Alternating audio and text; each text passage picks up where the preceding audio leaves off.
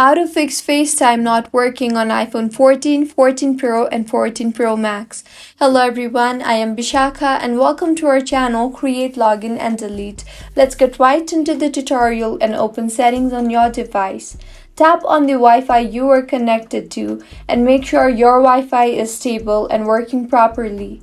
Go back and tap on General and then on Date and Time and make sure it is set to set automatically.